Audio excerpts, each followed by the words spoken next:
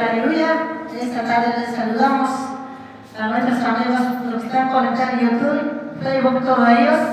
Esta hora vamos a alabar a nuestro Señor Jesucristo de todo corazón, amados hermanos. Les saludamos a todos nuestros hermanos del pueblo general, gloria a Dios, aquí de San Juan del Origancho, Huasca. Le vamos a cantar a Dios con todo nuestro corazón.